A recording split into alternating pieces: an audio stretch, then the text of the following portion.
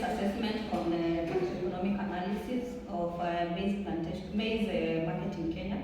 You'll be evaluated based on the clarity, content accuracy, teamwork, practical applications.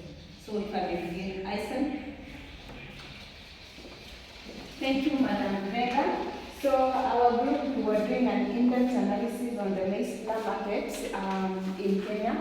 As you know that maize is a staple food in Kenya. So we were focusing on the demand and the supply. And on the demand, we are saying that when income increases, we are looking at factors that affect the demand, that is like income increase and the population growth and the change in consumer preferences.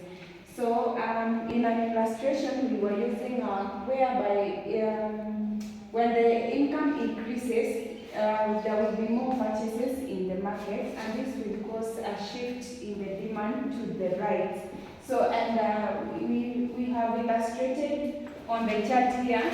This is the shift to the right here. So it means that the demand curve, the demand moves from the DO to DI. That is when the income increases. And as you can see, it moves the equilibrium point from EO. This is the equilibrium point to E1, which means that the sales, as you can see, it's affecting also the supply, because the amount of good that was supplied was at the equilibrium to EO when the price was VO. So now the price moves to here and to P1. So this one also affects the supply, where there is an increase in supply and also the price has increased.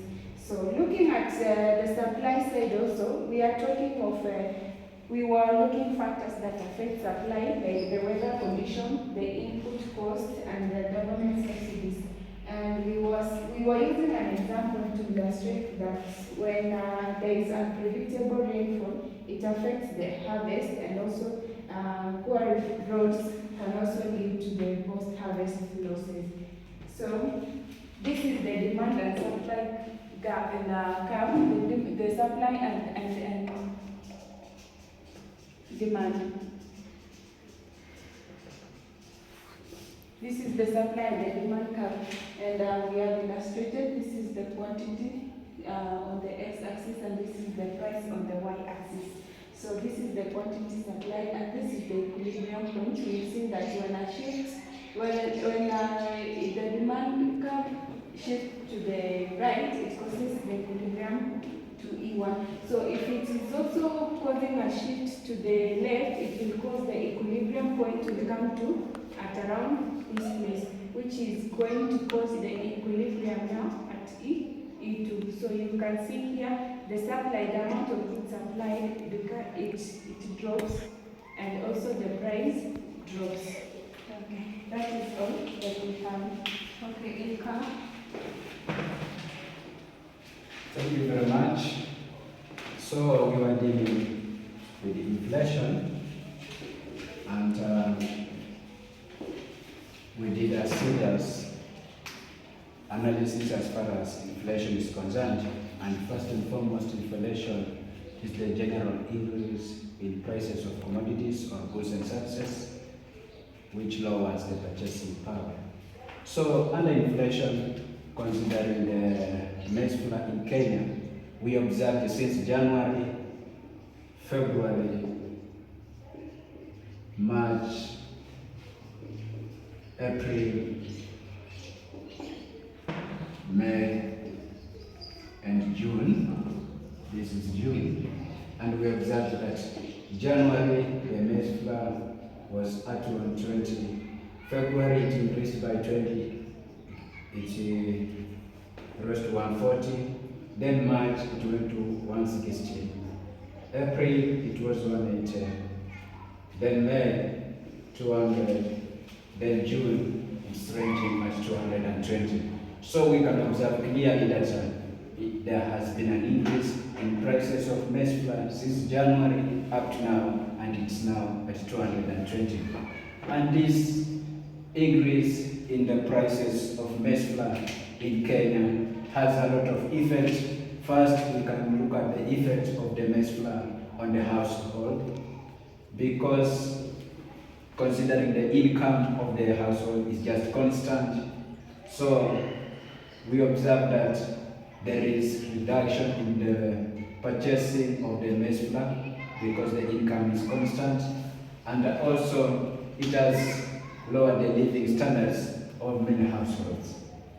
Then we looked at the business sector, in that the prices of maize flour has gone up. It means that the cost of production also has gone up. So if the cost of production has gone up, it means that at the end of the day, the margin profit, it goes down. So observing this all, we can clearly see that inflation is really affecting our nation, and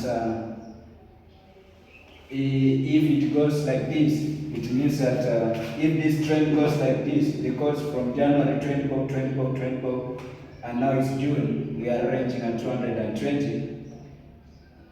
If this is the trend that it will be going, it means by December, maize flour, it may be ranging around 360.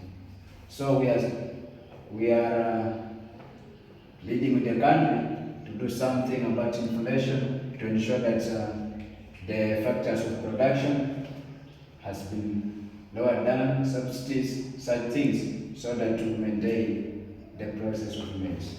That is what we have for now. Thank you very much. Yes, Mudaki, on unemployment. Yes, thank you, Madam Brenda. First of all, we analyze what's unemployment, and we all agree that unemployment refers to a situation whereby individuals are willing and able to work and are actively seeking jobs, but they cannot find jobs. Maize flour being an agricultural product, we studied unemployment in the agricultural sector. And number one, we first studied what the causes of unemployment, that is increased in population rate. We had lack of adequate skills. We had seasonal changes, technological changes. We also had corruption, and last but not least, rural-urban migration. So we looked at unemployment in the agricultural sector at large, and looked at frictional employment, which occurs due to voluntary changes in jobs by individuals. People shift jobs, maybe from the agricultural sector to the manufacturing sector, maybe from the agricultural sector to the public servant sector, and these causes are got from the initial employment departments. That refers to frictional unemployment. Number two, we looked at seasonal unemployment in the agricultural sector. And seasonal refers to occurs due to changes or due to production changes at specific seasons or certain times. Like in the agricultural sector, we came to realize that planting season is very different from the harvesting season. During the planting season, a lot of individuals get employed in the agricultural sector as casual laborers, as farmers, as planters, operators of farm machineries.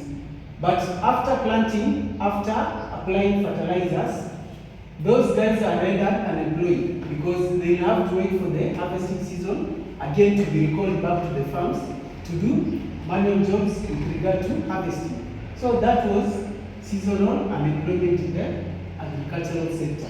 We also looked at structural unemployment, and then we came and discussed about the effect of that unemployment on production of maize flour. That is when there is seasonal changes, it means those who are employed initially during the planting season, maybe if they change their jobs voluntarily, they might not be available during the harvesting season. This might cause a gap in the employment sector when it comes to harvesting of maize. So we talked about the role of TVET in job creation. That is, TVET is empowering youth with skills which are relevant in the agricultural sector, and the overall effect or overall result of that skillful empowerment is that there is increased quality, increased or improved quality of farm produce. That is with regard to maize. Number one, we have increased efficiency. Number two, that is increased efficiency in all procedures involving production of maize. That is from the planting, from the applying of fertilizers up to the last stage of harvesting and storage. And then another positive impact of equipping our youth with technical skills in the agricultural sector is that it creates more employment. That is, the aspect of mismatch of skills is eradicated. That implies that youth are equipped with the relevant skills required in the job market. That is in the production of maize and maize flour. So once our graduates are out there into the industries, they can easily be absorbed because the skills they possess equally match with what the industry needs. Thank you, Madam. Okay, thank you, Chief. Just a few questions. Isaac, Yes. what if the government removes subsidies on the maize flour? Okay, thank you, Madam Brenda. So when the government removes the subsidies on the maize flour, so the cost of production will rise, and thus it's going to cause a shift in the supply curve, which it is going to move leftward this way. So increase prices and possible reduction to access in the lower household incomes, like those who are earning low, will not be able again to afford to buy the goods. Okay, good. Income. What can the government do to curb inflation of the maize flour? What the government should do in order to curb the inflation of the maize flour, first and foremost, they should increase subsidies on things that are used for planting maize. That is, we talk about fertilizers. So the government should increase subsidies on those materials. That is fertilizer.